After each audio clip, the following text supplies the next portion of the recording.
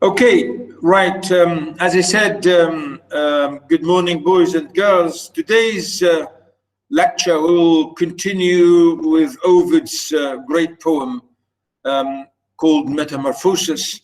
As I said, this is really absolutely pure mythological stuff, which is, as I said, very influential concerning and considering really the Western beliefs and attitudes towards their, history and life and background and so on. As I said, the meaning of mythology and the implications of mythology. Sometimes you may say, well, this is purely fictional, and I think, yeah, we can say that, because we are not really absolutely sure that this is true, because yeah, I think there's no way we can agree to this, and I think it's not, to me, honestly, to be honest with you, I think the whole thing was totally fictional and fabrication, because really originally mythology is made by people. We mythologize things, we create stories. And really, it's very important, and it's very interesting here how yes, people love to make stories and create their own stories, because this, in a way, this makes people, in a way, really maybe feeling more powerful and maybe more comfortable, and maybe to accept more their own cultures and so on. So really here, the story, when you look at it, as I say, is purely mythological, because at the end of the day, when we for example, in the modern time, we don't believe in this question of gods, because in our, for example, I think in all those monotheistic religions, all this monotheism, when we believe in the, mono God, which is one God, then the whole idea of the gods will become futile, meaningless. And here you can see, for example, in mythology, we have gods, many gods. And I think this is to us, as, for example, in modern time, as Muslims, for example, we think this is crazy, But as I said, this is purely, we say, mythological, meaning is just created by people. I think it's purely fabricated by people. And the funny thing is, Greek mythology, and then you have, the Roman mythology, and sometimes you could go back even to the Phoenician, could be, to the Babylonian, because we Arabs originally, in the Arabian, for example, culture, if you think about it, I don't know if we can say Arabian, but never mind. The idea about the whole thing, that we also have our own mythology, and going back to Gilgamesh, even more, maybe back in history, before, maybe could be older than the Greek, if you like, mythology. And I think, as I said, going back to, David Damrosch idea about Gilgamesh, and we say this in our culture, the Babylonian, Phoenician, Aramaic, Assyrian, and all this, we say, yeah, they were also mythological stuff. But sometimes in our culture, this is not elaborated a lot, and we don't really follow it, and we don't really sort of, go, if you like, in a sort of really mad way about it, and idealize it to some extent, like in Western culture. So here we see, the idea about the Apollo being punished by another god, and again you see God, Apollo is one god, again in Aphrodite, and here this Daphne, and all these, they are gods and children of gods and gods of gods and so on, You say, come on, you know? Yeah, I mean, that's true. You know, this is true. So you have, we have to forgive and understand, you know, the situation here. It's like, you know, it's like in a way Dante's mythological poem, if you like, when you think about it at the end of the day. So yeah, I mean, here the poem really, it becomes, if you like, here an interesting thing. We can read it in a light way. We don't worry about it a lot. We don't think this is something really you know, heavy. I read it because it's really fun and it's really interesting, and because of the symbolism and because of the romance and because of the beauty, and really to us to do with all this natural thing, which is, you know, the question of nature and the respect for nature, especially this laurel thing, really. And I think this is the idea. And of course, as I say, it's to do with one of the really big examples in Roman mythology by Ovid, because Ovid really influenced many other people after him, including Dante and Boccaccio and, you know, many other people after him. So here, the question of transformation, you know, and I think this is interesting because, as I said, this idea has been picked up and been taken up by many other people after Ovid, you know, in later time and in modern time. The most important one, as I told you last time, is really the German, Jewish, German-Austrian, if you like, figure, Franz Kafka.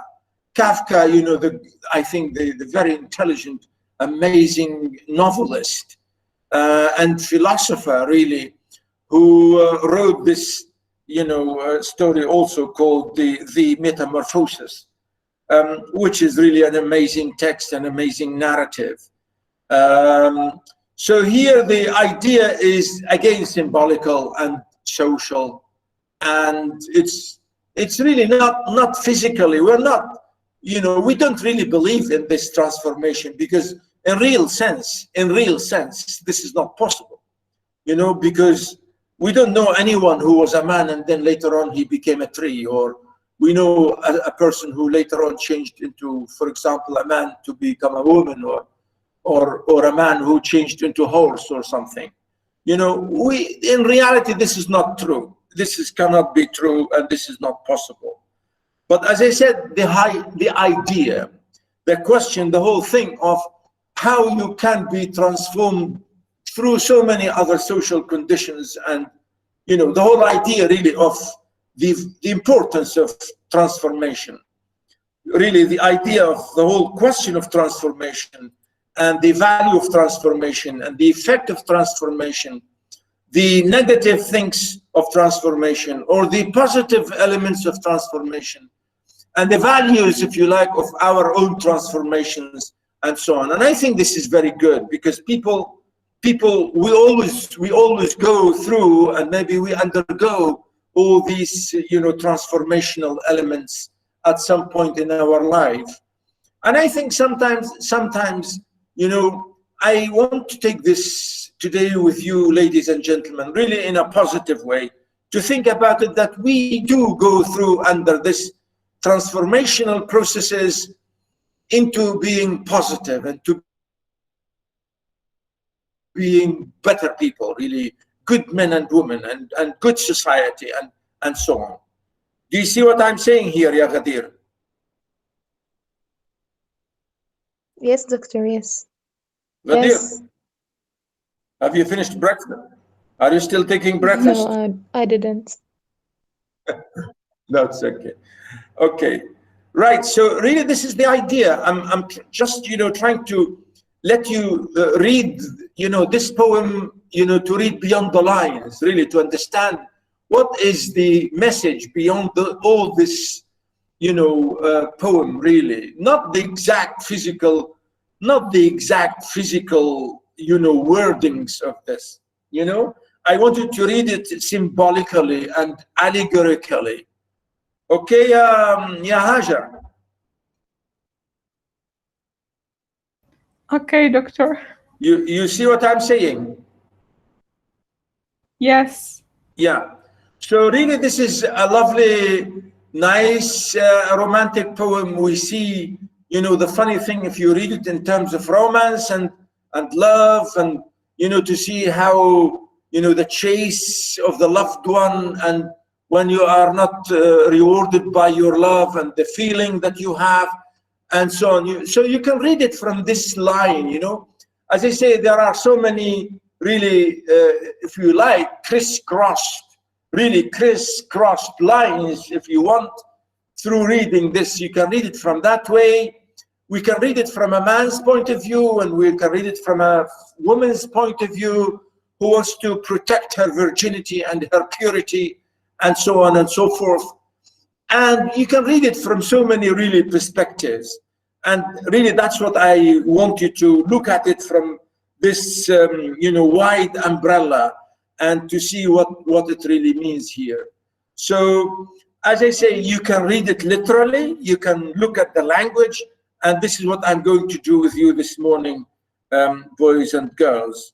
If I just want to share with you the text for a little while, and then just to draw your attention to the poem, please open your booklets. The poem here, there on page, you can see the first page, page 2 of my the notes I sent you. The transformation of Daphne into a laurel. You know, this is of course the title, if you like. The first and fairest of his love was she, whom not blind fortune, but the dire decree of angry Cupid forced him to desire. Daphne her name, and Peneus was her sire. You know, immediately you can see here, then we have a big poem. It's like we say an epic, and you can see we have rhyme.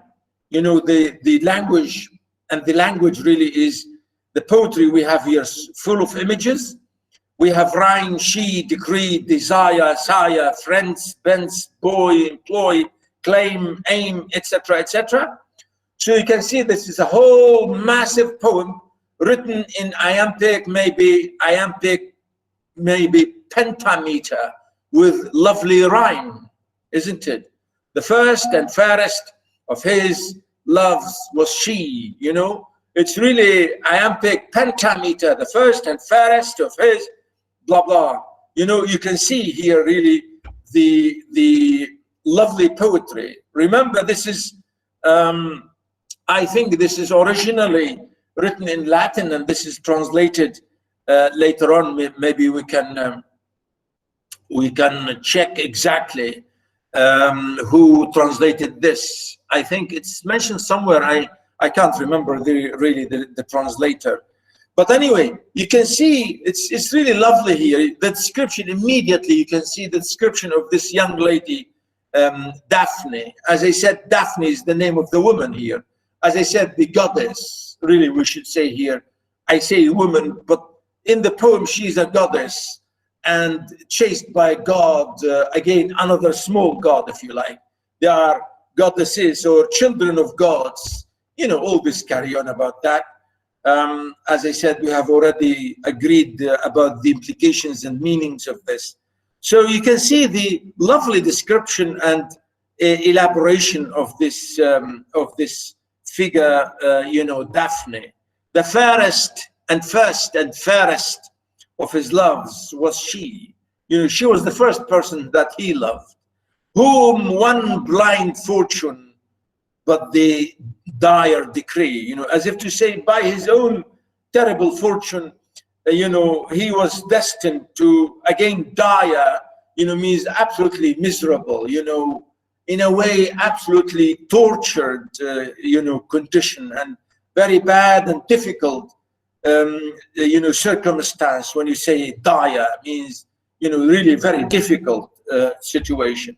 Of angry Cupid, and this is the god who punished Apollo, because Cupid is, we say that Cupid really is the god of love, and the arrow which is always shot into our hearts. If you are in love, you know, you will have an arrow going through your heart into your lover's heart, you know, if you believe it. And this is all this, you know, I don't know if you say rubbish or not, but I don't know. But maybe when you are in love, maybe you believe it. But this is the idea. So here, Cupid shot Apollo in an arrow because he was angry with him. And that arrow was a kind of love which is not going to be satisfied, or if you like, a sort of bereaved, really bereaved and horrible sort of, will never be satisfied kind of love. And that's the idea here. Forced him to desire Daphne, her name, and Penis was her sire, you know. So he was destined to love this young princess or young goddess Daphne, and her father was called Penis, and he was the god of the river or rivers. Swelled with the pride that new success attends, he sees the stripling while his bow he bends. You know, here again, as if to say, you know, Apollo was so proud of himself, and Cupid said to him, "Why are you showing off, you young man?" You know, so he tortured him, or if you like, he taught him a lesson to, you know, put him in his right place, if you like. I mean, in mythology, we see Apollo all the time really doing a lot of crazy things. And really, he's the god of so many other things in mythology. And if you check his name in mythology, you will find a lot of really elaborations about him. So here, Cupid was angry with him for some reasons, because Apollo was cocky, sort of showing off his power, or was, if you like, saying something against Cupid, and he shot him with that arrow to say that you'll be in love with Daphne, and Daphne will never give you anything, so you will go crazy for her. You know, this is the idea. The stripling, he sees the stripling while his bow he bends, and thus insults him. Thou lascivious boy. So Apollo insulted Cupid by showing off his power, because he was, you know, bending his bow, you know, this to say that I'm a great hunter with the bow and arrow. So that's why he shot him, or he wanted to teach him this lesson. So that's why he told him, "You lascivious boy," you know, as if to say you are, you know, like erotic, terrible boy, you know, showing off boy. Are arms like these for children to employ? You know, he's laughing at him and mocking his power. You say, "Are you? So you say you are powerful? You are not. No such achievements are my proper claim, due to my vigor and unerring aim. Resistless are my shafts, and Python late in such a feathered death has found his fate. Take up the torch and lay my weapons by, with that feeble souls of lovers fry." To whom the son of Venus thus replied, "Phoebus, thy shafts are sure on all beside, but mine, O Phoebus, mine the fame shall be of all thy conquest when I conquer thee." You know, again here he's telling him, you know, again, Phoebus is Phoebus really, and Phoebus, the god and goddesses of the sun, again. You know, to say, "I'm going to punish you." You, again, he said, "You, the Venus, the son of Venus," again, you know, as if to say, as I said, you know, the whole thing was God and gods and all this carry on. So he's saying to him, "Yeah, you are the son of Venus, and you are the son of the sun, and so on, and you are the god of the sun, but yet I'm going to punish you." That's why I said, "I conquer thee." You know, I will, you know, torture you for a long, long time. Just a second, please.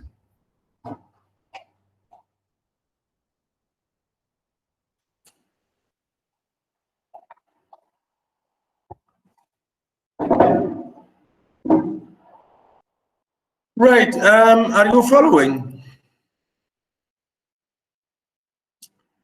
Girls? Yes, doctor. Yes, doctor. Yeah, very good. So really, this is if we want to read this quickly, because it's a bit long, so I really don't want to spend more time than today about this. I think would be enough. So this is the idea. The first section here, he said, I'm going to punish you for really sort of a tough, maybe a little crime, if you like, that he did against him, or the insult. Notice he said, and soaring swiftly winged his flight, nor spot but the Parnassus' airy height. Two different shafts he from his quiver draws, one of rebel desire and one to cause. One shaft is pointed with revulsion gold, to bribe the love and to make the lover bold. One blunt and tipped with lead, whose base alley provokes disdain and drives desire away. The blunted bolt against the nymph he durst, but with the sharp transfix Apollo's breast. You see, now he's giving him again the name Apollo. So notice here, that's the idea. He said, again, you can see here the footnote. Mount Parnassus is a mountain in central Greece, with just north of Delphi, rising to a height of so and so, held to be sacred by the ancient Greeks, as well as the spring of Castalia on its southern slopes. It was associated with Dionysus. Again, Dionysus is another name of Apollo. Again, notice here Apollo, Dionysus. Again, Dionysus, who was the god of wine and drink and crazy festivities and dance and all this carry on. So Dionysus, or Apollo, and the Muses, and regarded as the symbol of poetry and so on. So he's saying here, this is in this section, he said, this is how he said, I shot him with that arrow. The arrow that I shot him with, as he said, a sharp transfixed Apollo's breast. He said he shot him with a sharp arrow, which is full of love, to make him crazy of love for her. But for her, he shot her with another, if you like, he said, notice, a blunted bolt against the nymph, meaning he shot her with an arrow which will totally drive her away from him, meaning that she will never love him. This is the idea, that when you say one shaft and one rebel, again, you can see the description here. Two arrows, he said, two shafts, two different shafts, means two arrows. And one arrow of love, one arrow of hatred or of rejection. So the arrow of love, he shot it to Apollo, and the arrow of hatred or rejection, he shot it through to Daphne. So that's why Apollo, he's going to run after her, and she will always run away from him, because both of them were destined through this. And really, this is the idea, if you like, here. Again, you can see here how the description went on. The enamored deity pursues the chase. He said this is describing how the running away after her, how he really wanted her, because, he's now, Apollo is horribly in love with her and he wants her. And he was always following her. When you love someone, you want to see them all the time. And I think this is really lovely thing. As I said, when you read it in real terms, when you are really in love, for example, you really read it and you say, wow, this is really lovely. Notice, the enamored deity pursues the chase. Enamored, say it, enamored deity. Notice here the word enamored deity. Deity means the gods. These gods, you know, enamored means who are really now deeply in love. Those people who are now, well, I'm saying people, but really means the gods in that perspective, meaning Apollo and Daphne now, or at least Apollo, he's totally now in love. So he wants to chase her in the chase, pursues the chase. The scornful damsel shuns his loath's embrace. You see, because she, as I said, she's destined to hate him or not to let him touch her. So that's why we say scornful, because she was made to feel scornful. And damsel here really means, look at it, he's using the word as a girl, a young lady, really lovely, lovely young lady. And he's describing her as a damsel. And I think this is absolutely lovely. Look, those really romantic shepherd kind of poetry, like this romantic, absolutely Elizabethan poetry, you know, like the poems and the poets written by, well, the poems, I should say, by Marlowe and Sidney and Spenser and Shakespeare. Really, they use references like this. So notice his loathed embrace. Loathed embrace, as if to say she hates him to touch her and embrace her. Remember, he loves her and he wants her. So that's why she was always running away from him. The hunting beasts of prey her youth employs. So again, you can see, again, the use of terrible associations and images. He's compared here to be like to a beast. He's running after her, and a beast who's running after his prey. And sometimes, you know, I don't know, it's funny. Sometimes we use this reference as reference for young ladies or women to be like the prey, and to be like men chasing their prey. And I think this is very funny, and this is very bad, if you like. Anas, where are you, Anas?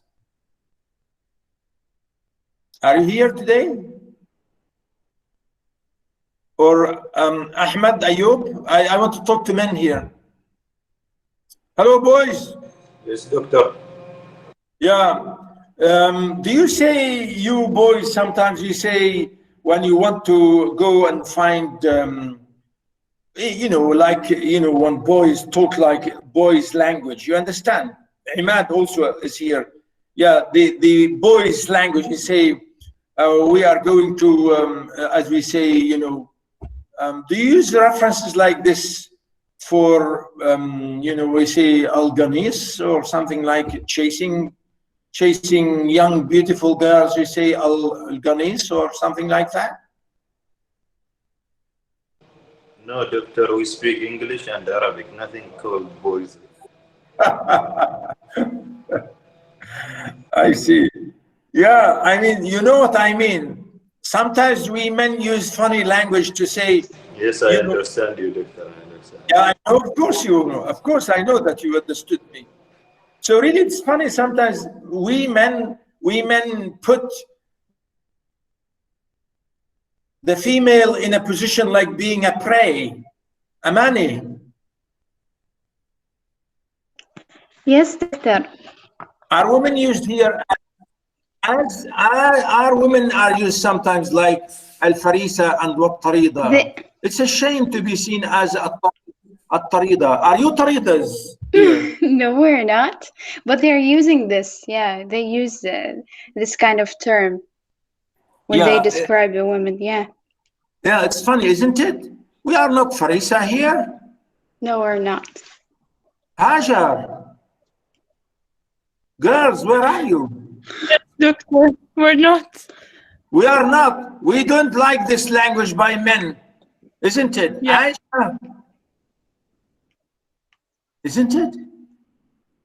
What a funny language, isn't it? Well, you know, this is This is the idea, really. The question here of, you can see that if you like, in terms of, you know, again, to see this funny language used here as prey, and he was chasing her like a man chasing a prey, you know, wanting to hunt her down, you know, to maybe catch her, to tame her as a wild creature or something like this. You know, I'm just maybe exaggerating a little bit, but this is really the idea about to say, like when we said hunting beasts of prey, her mouth employs, and Phoebus rivals in her rural joys. You know, comparing both of them to, you know, these animal positions, like a terrible Phoebus, you know, running after his prey, wanting to catch her and maybe swallow her or eat her or something. And she's running away from him in an innocent way, trying to save her life and trying all this. So really, this is a funny, you know, masculine, maybe masculine language we don't like here to say in a way. Notice here again what he said. He goes on to elaborate. With naked neck she goes, and shoulders bare, and with fillet binds her flowing hair.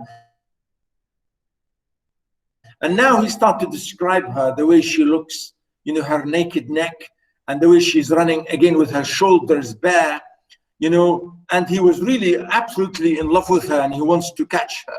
And with fillet binds her flowing hair.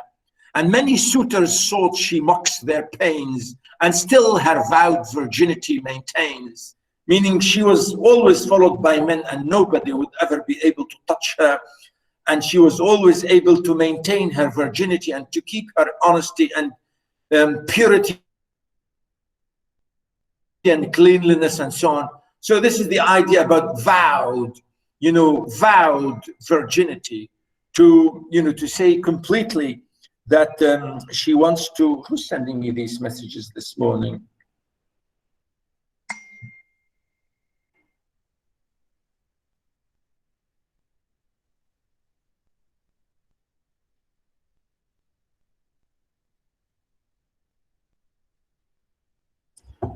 Okay. Now, really, this is the idea which is interesting here. But impatient of a yoke, the name of bride, she shuns and hates the joys she never tried. Of wind on wilds and woods, she fixes her desire, nor knows what youth and kindly love inspire. Her father chides her oft. Thou owest, says he, a husband to thyself, a son to me. You know, here we are given a lot of description about this young lady, Daphne, this lovely, beautiful Daphne, as if she was chased, and she's so lovely, chased by so many men, and she's so lovely and beautiful and so on. She's a beautiful girl, and she should marry. And she's been rejecting so many men, and many men tried to marry her, and she always rejected. And her father is saying to her, come on, I want you to get married because, you know, you're a lovely girl, and I want you to have a, you know, a grandson. So I want you really to be married, and so on. So her father is always, if you like, you know, here, of course, the idea. That's why when he say her father chides her oft, meaning her father always telling her, please, please, daughter, I want you to get married because I want to see your children and so on. So that's why he said, thou owest, he say, a husband to thyself, a son to me. You know, I want you to find a husband, and I want you to give me a son. You know, meaning I want to have a grandchild from you. She, like a crime, abhors the nuptial bed. You know, again here the poem exaggerates to say she does not like to be married. She does not like this, of course, according to the curse. Remember, here in this poem, she is cursed by Cupid not to love men. That's why she's always running from Apollo. That's why we say, you know, he says she abhors the nuptial bed. She hates, the marriage bed. And I think this is not natural for women to hate marriage beds. And I think this is really interesting here to see the elaboration. She glows and blushes, and she hangs her head, then casting round her neck her tender arms, soothes him with the blanchments and filial charms. Give me, my lord, she says, to live and die, a spotless maid without the marriage tie. 'Tis but a small request, I beg no more than what Diana's father gave before. The good old sire was softened to consent, but said her wish would prove her punishment, for so much youth and so much beauty joined opposed the state which her desires designed. Again, I think here the idea is said, I want you to give me the wish. I want to be permanently a young girl, and I want to be always forever the symbol of young, like Diana, the symbol of beauty, again, to be in the same way, the symbol of beauty, the symbol of purity, the symbol of innocence, the symbol of absolute beauty, and so on. But he said, but you see, if I do this, you'll also be punished, because you'll be punished by permanently young and permanently beautiful and permanently not being married and permanently not enjoying your love and your life and your body and so on and so forth. He said, but this is going to be a kind of punishment. It's not going to be, a good thing. But she's saying, okay, I don't mind. And that's what he means here. You say punishment, her punishment. So that's the punishment. He said, you were going to run away from him. And at the end, when he changed her into a tree. And this is the idea when he said the symbol of Diana by that. And I think this is, again, really very funny, if you like, the question here about oppose the state. And I think this is the idea. Oppose the state means this is against nature. Your nature, you are a girl, you are a lovely girl, and you should get married, and you should enjoy your life, and you should enjoy your body, and because God made you a woman, and you should do that, and so on. So that's the idea. He's saying if you do this, you will be opposing nature. And this is what he means, oppose the state. Oppose the state, which her desires designed. Because you're a woman.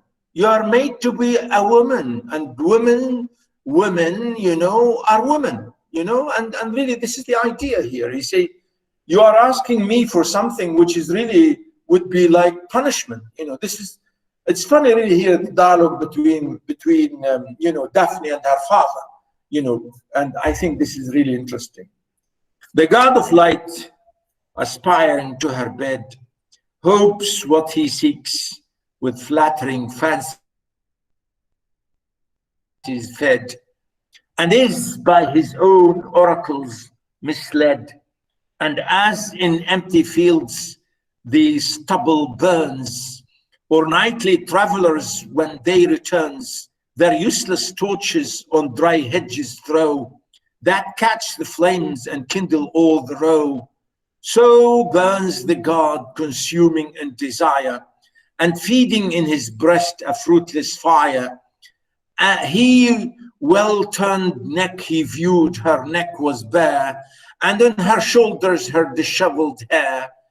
Oh, where it combed, said he, with what a grace, would every waving curl become her face. Here, we have more the description, the way he's looking at her, and now he starts to chase her, to look at her. Again, notice here where he said, the god of light. Again, when he's using the word God here, I think this, the word God here in the poem, I think is wrong here, because he doesn't mean God with capital G. Really, in mythology, he means, you know, Zeus, the father of, or the god of gods, if you like. And really, this is interesting, and this is funny, because he's saying, you know, about the question that now he's physically telling us how he's running after her, how much he loves her, and how much he wants to run away after her in all these, you know, places everywhere in the fields, as you can see, notice here, fields, empty fields, the way, again, like traveling at night, nightly travelers, again. You know, so the question here is describing the way he started to run after her. Notice, so burns the god, consuming in desire, you know, meaning absolutely in love with her, and he wants to find her. And feeding in his breast a fruitless fire, you know, he's so much in love with her. So the fire in his love, in his heart, in his breast, will have no fruit. That's why it means will never be satisfied. He will never be able to marry her. So that's the idea, we say, fruitless. Her well-turned neck, he viewed, her neck was bare, you know, between brackets, the way she looked at her, he saw her neck, so lovely, so beautiful. And on her shoulders, her disheveled hair. You know, he looks at her hair, the way her hair is loose and free and, you know, running through the air. Oh, were it combed, said he, with what a grace would every waving curl become her face. Meaning, if she curled her hair, if she, you know, made her hair in curls, maybe I could have seen her face even better, you know. Of course, he's describing her lovely, beautiful outlooks, if you like, her face, her hair, her body, her neck, and so on. He viewed her eyes, like heavy lamps that shone. Notice the way he describes her eyes, you know, heavenly. Notice heavenly lamps, comparing her eyes to stars, you know. Heavenly lamps really means al-masabih al-samawiyya. Wow, al-masabih al-samawiyya. Really, this is lovely to describe, you know, stars to be al-masabih, which is really amazing to say here, you know, her eyes shining like stars. He viewed her lips, too sweet to view alone, her taper fingers and her panting breast, her prairies, all he sees. Sorry, he praises all he sees, and for the rest believes the beauties yet unseen her best. Swift as the wind, the damsel fled away, nor did he these alluring speeches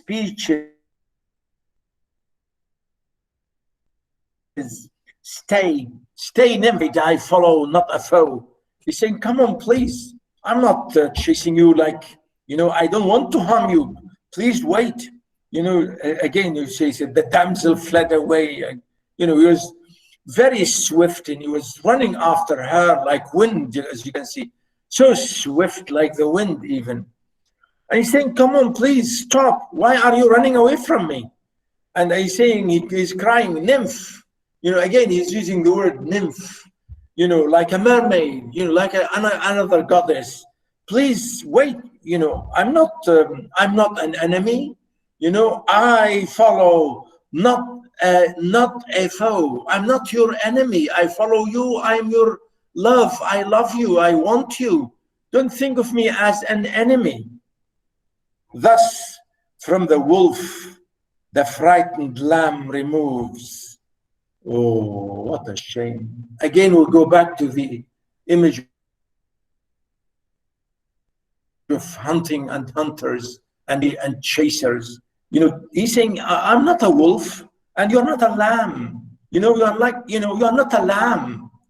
Please don't be frightened. You're frightened like a lamb, and I'm not a wolf. You know, I don't want to kill you. And from pursuing falcons, fearful doves, again, he's comparing more wild images and more animal images, like falcons, you know, these eagles, these falcons which, you know, quickly, you know, catch their, you know, small birds, or like here said, doves, you know, hamamat. That's why we say hamam salam, right? You know, you say here, you know, we are really innocent. Don't think I'm a falcon and you are really a peaceful dove, right? Thou shunnst a God and shunnst a God that loves. You are rejecting me and I am a God, you know. You are refusing a God, you know. You are running away from a God. Don't think that I am an animal enemy. I'm not an enemy. I love you. I am a God as well, you know. So he's trying to convince her. Let some thorn should pierce thy tender foot. You know. Please, he's saying, please, please don't run. Otherwise, you may have some thorn which will prick you into your feet, your tender foot. You know, he's so soft-hearted. You can see here, he's really very careful. He is very caring. He said, when you're running away from me like this in these fields, you may get hurt. Your lovely feet might get hurt, or might have some thorns pierced into them. Please don't run away from me. Notice here, lest some thorn, وإلا بعض الأشواك. Oh, what a shame. What a shame, ya Apollo, isn't it? Or thou shouldest fall in flying my pursuit. Too sharp uneven ways thy steps decline. Abate thy speed, and I will bait of mine.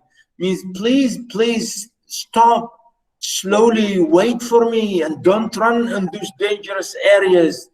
Please don't, because you know, I also want to be quiet and I don't want to frighten you. I want to find you. I love you. And, you know, all this. Oh, did I lose connection, girls? Did I? No. No, can Yeah, good. I thought I lost connection. Okay, so notice here, really, it's an amazing thing. You know, as I said, I'm reading it here in a really romantic way, like a lover talking to his love, who's begging her and asking her and all this. He's trying to convince her to say, why are you running away from me? I want you. I'm really, really, you know, innocently wanting you. Come on. Yet think from whom thou dost so freshly fly. Think of me. You are flying away from me. Why are you flying away from me? Think really well of me. Nor basely born, nor shepherd swain am I. I'm not really a low man. I'm not, notice here, basely means I'm not an ordinary man. Basely means a low society. I'm not from low society. I'm a God. You know, I'm from high society. Nor shepherd swain am I. Again, I'm not like, you know, a normal, absolutely normal, you know, shepherd's boy. You know, I'm a God. Perhaps thou knowest not my superior state. Maybe you don't know my high position. Let me tell you. And from that ignorance proceeds thy hate. Maybe you hate me because you don't know me. Well, sometimes, yes. If you hate someone for the first time, and then when they tell you things about themselves, step by step, and then step by step, you say, oh yeah, okay, yes. And then you change. So here, really, this is the idea. But sometimes, you know, this is the question here. I said, maybe you don't know me. Maybe you hate me for the first time. You don't know me. And when you know me, you'll love me, right? So maybe that's why he said, your ignorance, that's why your hate actually comes from your ignorance. Me, Carlos, Delphi, Tenidus obey. These hands of, you know, he's starting to calculate all these names. for her anyway because really I want to move on because I don't want to lose time. He went on and on and on to tell her, I am a great figure, please don't run away from me. And again, notice at the end of this, he said, no remedies to heal their lovesick Lord, to cure the pains of love. No plant avails, and his own physique, the physician's falls. You know, again to say, I am completely perfect in everything. I am absolutely powerful in everything. You will love me physically, bodily, mindly, everything, everything. You know, that's when he said the physique, he's questioning and talking about bodily and, you know, all the questions, not just by power and society and family and name and all this, but also in the body. He's saying, I am a great man. Well, he wants to say that, of course, in our real sense. She heard not half, so furious she flies. And in her ear, the imperfect accent dies. Fear gave her wings, and as she fled, the wind, increasing, spread her flowing hair behind. You know, again, this is interesting. Again, he's, you know, the narrator here and saying, she didn't hear half of what I said. She's not listening. She's not listening. And she's running away from me furiously. She's really frightened from me. And nothing really, she can't hear anything. And on her earth, the imperfect accent dies, as if to say, she can never understand what I'm saying and she's not listening. Fear gave her wings, as though she's really flying away from me because she's frightened from me, you know, as if fear made her really, really fly away so strongly. As she fled, the wind increasing spread her flowing hair behind and left her legs and thighs exposed to view, which made the god more eager to pursue. The god was young and was too hotly bent to lose his time in empty compliment, but led by love and fired with such a sight, impetuously pursued his near delight. So again, he's saying, you know, no way I will stop. So he went on and on and on, running after her, looking at more of her bodily beauty. He's describing more, you know, the bodily beauty he's saying here about her legs and so on, which is really crazy here. I think he went on and on. You know, I think it's so funny. I don't know. I want to finish it. Here, so I notice, and when the impatient greyhound slipped from far, bounce over the glebe to curse the fearful hare. Again, notice the more images and more personifications and more metaphors, you know, comparing himself to a greyhound chasing a hare, you know, like a rabbit, hare, wild rabbit. So he's comparing himself to a greyhound, you know, a hunting dog, and she to a innocent, really fearful hare, and running away from him. She in her speed does all her safety lay, and he with double speed pursues the prey. Oh, notice here how many times we see here the images of hunting. You know, really this poem here is full of images of hunting. I think this is a very good question here to say, you know, if you like, the feministic, masculine sort of, you know, marginalization or inhuman or maybe really dehumanizing effects of describing the female as an innocent, lovely, beautiful, innocent sort of hare or dove, or, you know, how many times lamb and, you know, all these really innocent, lovely animals compared to him, the terrible animal, again, the male animal. I think this is really funny.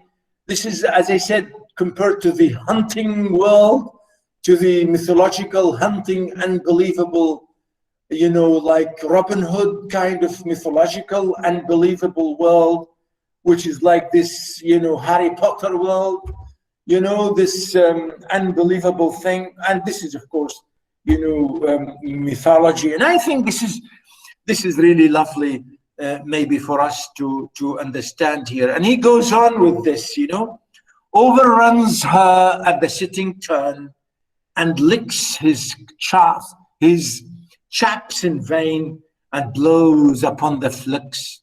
She escapes and from the neighboring covert strives, and gaining shelter shrubs it, yet she lives.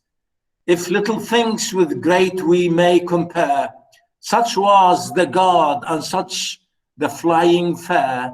She urged by fear her feet did swiftly move, and he more swiftly, who was urged by love.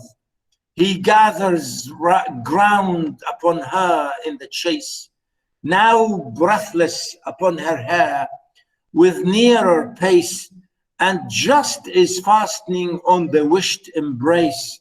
The nymph grew pale and in a mortal, spent with the labor of so long a flight, and now despairing cast a mournful look upon the streams of her paternal brook. You see, now the minute he wanted to touch her, the minute he reached her, the minute he touched his hand on her, now immediately she looked at him. Notice, scornful look. She's looking at him in a scornful way. She screamed, notice, upon the streams of her paternal brook. She looked at the river, her father, and looking at him to say, help, please. Oh, help, she cried, in this extremest need. Please, my father, the god of the river, please help me. I am at a terrible situation. Extremely, I need you now, please.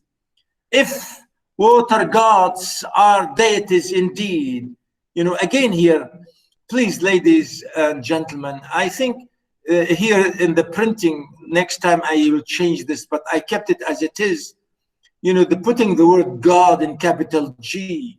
I think here it's wrong to say gods with capital G. Next time I'm going to change this. So here she's saying to her father, please, if you are the father if you are a god, then change me. Please do something and help me. If water gods are deities indeed, gape earth and this unhappy wretch in tomb, means she's also asking for the earth to open its mouth and swallow her. Whoa, what a shame. This unhappy wretch in tomb, look at this verb, in tomb, wretch, being, I am a very unhappy girl. Please, I want to be buried in earth right now, and I don't want him to touch me.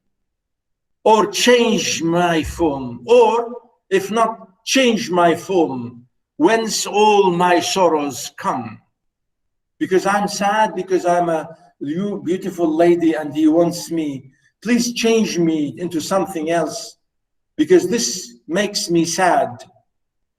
Scarce had she finished when her feet she found, benumbed with cold and fastened to the ground. So in 1 second, immediately after she finished this sentence, immediately she looked at her feet. Her feet were fixed into the ground, and now she doesn't feel them. Benumbed, she can't feel them anymore. They are already dead tree and fastened to the ground. Now her feet started to grow and to become the stump of a tree. A filmy rind about her body grows. What a shame. a filmy rind. You know rind? As we say, you know, like the skin of a tree, like a small, skinny, sort of skinny skin for a tree. Now even her skin changed to the, if you like, the skin of a tree. You know, these crumbs outside the tree, which is really terrible. You know, as we say, luha maybe, which is really funny. A filmy trend about her body grows, her hair to leaves. Now her hair changed into leaves. Her arms extend to boughs. وَيَدَيْهَا إِلَى أَغْصَانٍ. Oh, what a shame. The nymph is all into a laurel gun. And now this young lady became completely a tree. The smoothness of her skin remains alone, yet Phoebus loves her still. And casting round her bowl, her arms, his arms, some little warmth he found. Crazy man, isn't it?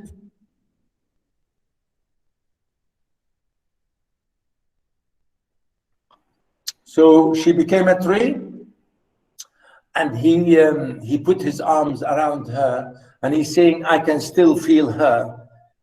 Now she's a tree, but I can feel her, that she's still a human being. That's what he said. Phoebus, meaning Apollo, loves her still, and casting around her bowl, meaning her whole body. His arm, come little warmth he found. He still feels that her body is still warm. The tree still panted in the unfinished part. Maybe there are some places in her body still is breathing. You know, unfinished means it's not dead yet, still, breathing.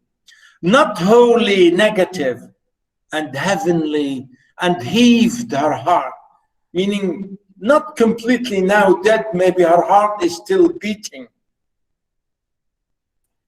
He's crazy. He fixed his lips upon the trembling rind. I think this is too much. He wanted to kiss her, so he put his, on the rind, trembling rind. He strode aside, and his embrace declined. Even at this time, she, rejected his embrace. To whom the god, because thou canst not be my mistress, I espouse thee for my tree. Oh, what a shame. If you can't be my wife, you can be my tree. I will marry you as my tree. You can't be my wife, but you will be. Notice, I espouse thee. I will marry you for my tree. What a shame. What a shame. Amani, you see, Yes. we men are good. We are really good. Yeah. So good, mashallah. Yes. Yeah. Mm-hmm. Yeah. So he's saying, if you are still my tree. We are really very honest, So yes. Absolutely. Yeah, boys, do you support me? Yes, doctor. We love trees. So really, it's funny, isn't it? It's really a shame, and really it's funny here. The poem is absolutely, when you look at it, you'll really get amazed here. Notice here, my mistress, I espouse thee for my tree. Be thou the prize of honor and renown, the deathless poet and the poem crown. So now, from now on, you, the laurel tree, you'll be the prize of honor after this. You'll always be the prize of honor and you will be very well known everywhere. You will be permanently the prize of absolutely famous poets, absolutely lovely poetry. You will be the crown of all kings and queens. And now, you know, that's why after that, the laurel, always we say this, laurel wreaths always are used for crowns. Till recently, they were changed into golden crowns, really. Thou shalt the Roman festivals adorn. Again, you will be always, with you, they will decorate all the festivities, the Roman festivals. And after poets, be by victors worn. Thou shalt returning Caesar's triumph grace, when pomps shall in a long procession pass, raised on the spots before his palace wait, and be the sacred guardian of the gate, secure from thunder and unharmed by love, unfading as the empowers above. And as the locks of Phoebus are unshorn, so shall perpetual green thy boughs adorn. You see, so that's why he's saying, and that's why it's true. Laurel tree is permanently green. Laurel, they never die. For, you know, 24, if you like, or 12 months, yani, all the time, they are permanently green, they don't die. So that's why he said perpetual green, thy boughs adorn. Your lovely green color will always be there, will remain forever. The grateful tree was pleased with what he said and shook the shady honors of her head. What do you think, the last line here?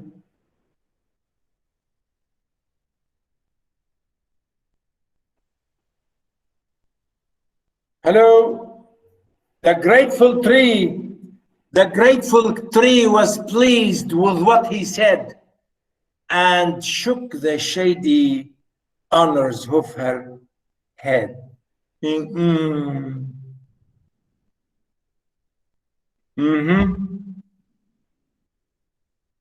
Hello?